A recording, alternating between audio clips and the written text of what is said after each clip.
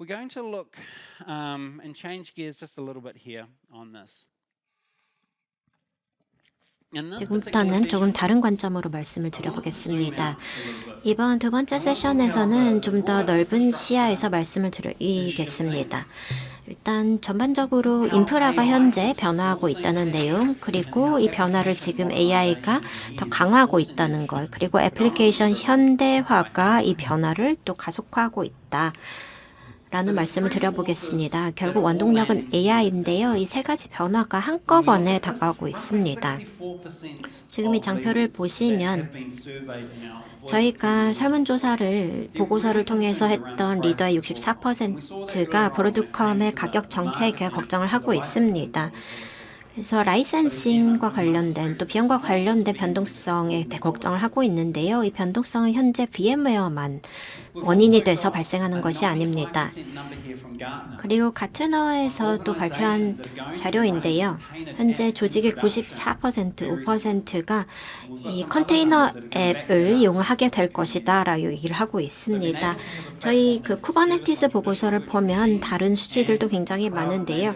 현재 전통적인 이 버추얼 머신 그리고 클라우드 네이티브한 애플리케이션을 모두 지원할 수 있어야 합니다. 또 세 번째로 새로운 AI 배포 프로젝트로 인해서 쿠버네티스에 집중한 접근 방식이 더욱더 채택이 되고 있습니다.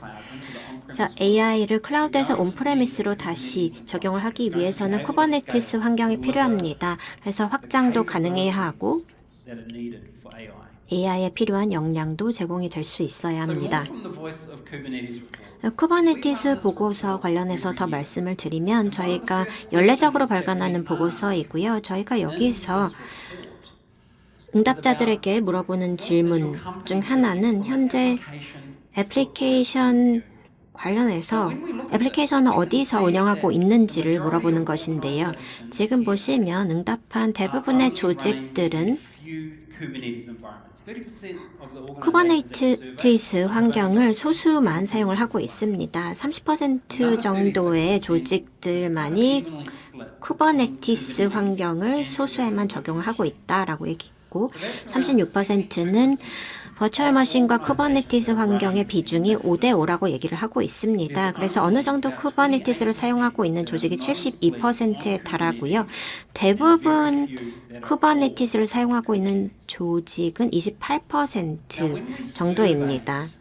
그리고 완전히 쿠버네티스만 사용하는 조직은 매우 소수이고요.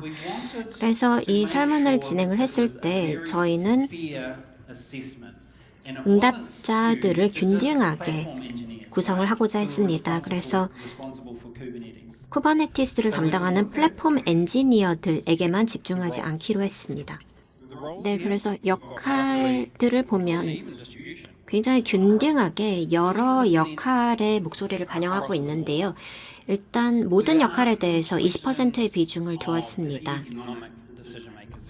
예를 들어서 부사장이나 C레벨 같은 경영진도 20% 포함이 되어 있고 기술적 의사결정을 내리는 사람들, 예를 들어서 디렉터 수준으로서 그 밑에 있는 테크니컬 팀을 위한 의사결정을 내리는 사람들이고 또 스토리지 관리자들 굉장히 중요하죠. 이들에 대해서도 질문을 물어보았고 또 vSphere 관리자들 역시 이 응답자의 20%를 차지하고 있습니다. 다음으로 플랫폼 엔지니어들도 응답자에 포함이 되어 있고요. 다음으로 조직 규모별로도 비중을 보시면요. 지금 다양한 조직들이 대변이 되고 있습니다. 저희가 설문한 조직의 36%가 현재 2만 명 이상의 직원을 보유하고 있습니다. 엔터프라이즈 조직이라고 부를 수 있는 곳들이고요. 그리고 5천에서 2만 명 정도도 엔터프라이즈급이라고 부를 수 있을 것이고요. 25%이고 1,000명에서 5,000명 그리고 500명에서 1,000명으로 저희가 구분해서 모든 규모의 조직들의 목소리를 반영을 했습니다. 다음 질문은 앞으로 5년 동안 신규 애플리케이션은 어떻게 개발할 계획인지였습니다. from only a few virtual machines, being 36%, down to 36%가 evenly split. 이제 VM을 이용을 한다고 했고 이것이 지금 16%로 줄어들고요. 50대 50이라는 조직들도 그 비중이 줄어들었습니다. All apps. 그리고 모든 앱을 쿠버네티스에서 운영을 하겠다라는 조직은 11%에서 2%로 줄어들었습니다. 그 원인은 무엇일까요? 일단은 AI가 가장 큰 원인입니다. AI로 인해서 이런 변화가 발생하고 있는 것이고 AI가 지금 대부분이 이러한 환경에서 배포가 되고 있기 때문입니다. 또 다른 원인은 브로드컴의 가격 정책 변화입니다. 그런데 다른 원인들도 있는데요. How developers can access an environment in a Kubernetes, 개발자들이 to deploy my application. 쿠버네티스 환경에서 애플리케이션을 배포를 하고 또 이것을 매니페스트 파일을 통해서 라이프 사이클 차원에서 관리를 할 수 있는가. With a manifest, 그리고 쿠버네티스 환경에서 데이터베이스를 라이프 사이클 환경에서 관점에서 관리할 수 있는가를 봤을 때 this driven by the developers on these particular platforms. 개발자들이 이렇게 특정한 플랫폼을 선호하는 모습을 볼 수 있었습니다. So, the question isn't whether to adopt Kubernetes. 그래서 지금 현재 중요한 질문은 쿠버네티스를 도입할 것인지 말 것인지 아니라 시장은 앞으로 쿠버네티스가 앞으로 선호되는 스케줄러와 플랫폼임을 이미 결정을 한 것입니다. 그리고 흥미로운 것은 Interface, VCF 인터페이스, 특히 9.1 버전을 보셨다면 아시겠지만 굉장히 많은 VM, 프로비저닝과 다른 기능이 YAML 매니페스트 파일에 의해서 드라이브가 되고 있습니다. 그리고 네임스페이스에 대한 레퍼런스가 전통적인 VM에서도 이루어지고 있습니다. 그래서 vSphere에서도 이 VM웨어 환경의 중요성을 인식을 하고 브로드컴 차원에서 이제 쿠버네티스를 앞으로의 스케줄링에 있어서 굉장히 중요한 것으로 인식을 하고 있는 것입니다. the VMware migration. Now, what's really interesting on this? 그리고 VM웨어 마이그레이션 관련해서 이 보고서가 보여주고 있는 흥미로운 점은 24년 저희가 첫 보고서를 발간했는데요. 31%의 응답자들이 VM웨어를 떠나겠다라고 얘기를 했습니다. 그런데 저희가 그 이듬해 25년에 똑같은 설문을 진행을 했는데요. 그 비중이 31%에서 15%로 줄어들었습니다. Just released now. 그리고 최근에 발간한 보고서는 올해 4월에 발간이 되었는데요. It's only 8% of organizations that have actually 응답자의 exited 8%만이 실제로 VM웨어 플랫폼을 떠났다라고 대답을 했습니다. for 2 points of view. 두 가지 점에서 굉장히 흥미롭다고 생각을 하는데요. 먼저 첫 번째로 Was conducted not long after 이 acquisition. 보고서가 처음 발간됐던 것은 이 브로드컴의 인수가 끝난 직후였습니다. 그래서 이 첫 번째 설문 당시에는 시장에 이 인수와 가격 정책의 변화에 대해서 굉장히 많은 사람들이 분노를 했고 그로 인해서 이렇게 높은 수치가 나왔던 것 같습니다. 그런데 시간이 지나면 상처가 아물듯이 이 시간이 변하면서 그 수치가 줄어든 것이라고 볼 수가 있습니다. 그래서 사람들이 수년간 그 불쾌함, 분노가 어느 정도 사그라들면서 태도를 변화한 것입니다. Migrating out of my VMware environment. 그리고 두 번째로 VM웨어에서 벗어나는 것이 생각보다 어렵다는 것입니다. VM과 데이터를 변환하는 프로세스가 있는데요. 운영이나 스킬 차원에서 봤을 때 그 과정에서 우리가 생각해야 할 운영상의 문제들이 굉장히 많습니다. 그렇기 때문에 조직이 이를 제대로 해내기 위해서는 굉장히 모든 과정을 제대로 이해해야 하고 그래야만 VM웨어에서 다른 환경으로 마이그레이션이 가능한 것입니다. Someone pointed out to me that this is almost like 관련해서 어떤 분께서 이렇게 말씀을 해주셨는데요. 마치 사람들이 환멸의 골짜기에 빠졌다가 벗어나는 것 같다라고 합니다. 시간이 지나면서 앞으로도 더 많은 분들이 VM웨어에서 벗어날 계획을 할 것이고 이를 실행을 할 것입니다. 그래서 이전 슬라이드에서 본 것처럼 그 원동력은 AI의 도입 그리고 개발자 생태계가 될 것이고 애플리케이션이 어떻게 개발되고 소비되는지에 따라서 이 변화가 가속화될 것으로 보고 있습니다. 또 가트나에서는 이 통계를 2023년에 발표를 했습니다. This number that they're predicting in 2029, 2029년이라는 이 숫자가 중요한 것이 아니라 they said that I am 여기서 우리가 집중해야 하는 것은 조직들이 내 클라우드 네이티브 환경을 실행할 수 있는 플랫폼이 필요할 것이다 라고 예측을 하고 있는 것입니다. 그래서 클라우드 네이티브 환경뿐만 아니라 전통적인 VM 환경을 함께 지원할 수 있는 플랫폼이 필요함을 인지를 하고 있다는 것이고 이로 인해서 운영상의 오버헤드가 늘어날 잠재성이 있다는 것입니다. 그래서 이런 환경에서 몇 개의 플랫폼으로 통폐합을 할 수 있다면 조직 관점에서는 운영상의 부담을 줄일 수 있습니다. 에버퓨어는 이런 다양한 런타임을 하나의 플랫폼을 통해서 지원할 수 있는 솔루션입니다. 그리고 하이퍼바이저 관점에서 현재 조직들이 이러한 솔루션에 가장 집중을 하고 있습니다. 이미 엔터프라이즈에서 적용될 수 있는 준비가 되어 있는 솔루션들이고요. 벤더별로 얼마나 엔터프라이즈를 지원할 수 있을지는 VM웨어에 비교해 봤을 때 벤더별로 다 다를 것입니다. 왜냐하면 여러 기능 면을 봤을 때 VM웨어가 가장 포괄적인 기능들을 제공하고 있는 솔루션이기 때문입니다. 그리고 온프레미스 환경에서 하이퍼바이저를 이용을 하면서 클라우드 운영 모델을 이용을 할 수가 있습니다.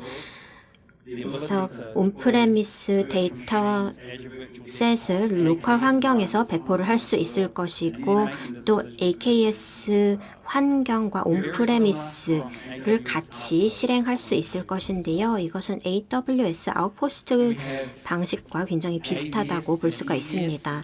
그리고 AVS와 EBS, VM웨어 클라우드 서비스가 이 공통의 데이터 레이어, 에버퓨어 클라우드를 통해서 보완을 해줄 수 있을 것이고 클라우드 내에서 이를 통해서 엔터프라이즈 기능을 제공을 하면서 스토리지와 컴퓨터 레이어를 분리해 줄 수 있을 것입니다. 여기서 일관된 상수는 바로 스토리지이고요. 저희는 여기서 변수는 바로 컴퓨터라고 생각합니다. 그래서 컴퓨터와 특히 컴퓨터 위에 런타임을 변수라고 생각을 해보겠습니다. 이러한 생각을 해야 했던 것이 상당히 오래전인데요. 18년 전에 생각해 보시면 저희가 P2V를 했었습니다. 피지컬 머신을 가지고 이제 가상 머신으로 전환했던 환경입니다. 그래서 당시에는 이런 런타임이 변수였는데요. ESX와 하이퍼바이저 계층이 굉장히 안정적이었기 때문에 당시에는 저희가 런타임이 변수라는 생각을 점점 덜 하게 되었습니다. 그런데 저희가 한 가상화 환경에서 다른 가상화 환경, 예를 들어 클라우드에 있는 환경으로 이동하는 프로세스를 구축을 할 때, 예를 들어 베어메탈이나 또는 HPC 그리고 AI 트레이닝 클러스터를 적용을 하는 환경으로 가면 런타임을 다시 변수로 볼 수 있게 될 것이고 이 플랫폼 밑에서 모든 것을 떠받치고 있는 것이 바로 이 데이터, 공통의 데이터 레이어임을 인식할 수 있게 될 것입니다.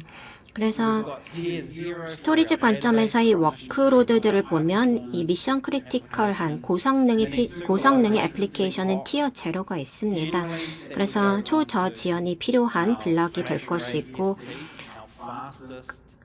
여기서는 플래시 어레이 ST와 같은 가장 빠른 솔루션이 필요할 것입니다. 그리고 그 외에 다른 티어들도 있는데요.